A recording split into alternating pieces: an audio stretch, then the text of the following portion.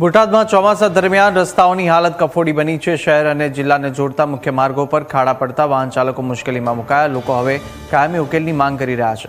બોટાદના Bhavnagar road, પાડિયાદ road, Gadhada road અને Turkha road સાથે સારંગપુર રોડ સહિતના અનેક માર્ગો પર મોટા ખાડા જોવા મળી રહ્યા છે।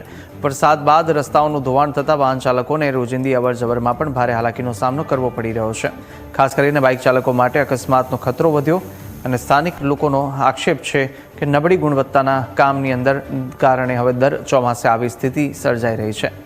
લોકોની માંગ છે કે તંત્ર માત્ર ખાડા પૂરવાનું કામ ન કરે, પરંતુ લાંબા સમય સુધી ટકી રહે તેવા ગુણવત્તાયુક્ત રસ્તાઓ બનાવે।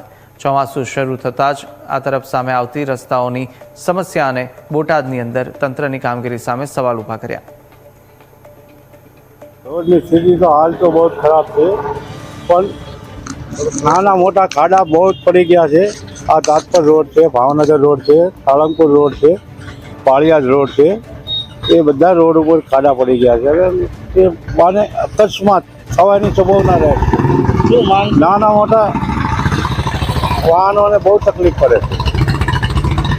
એના માટે અમે તંત્ર પાસે એટલી માંગ છે કે રોડ રિપેર કરે અથવા નવા બનાવે, એવી અમારી માંગ છે। રોડમાં અનેક જાતના ખાડા પડ્યા છે।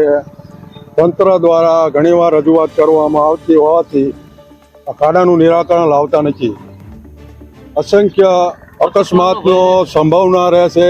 ક્યારેક નાના માણસો ગાડી લઈ નીકળતા હોય તો પડી જવાની સંભાવના રહેશે। કોઈને હાથ પગ ભાંગે, નુકસાન થાય તો આની જવાબદાર કોણ?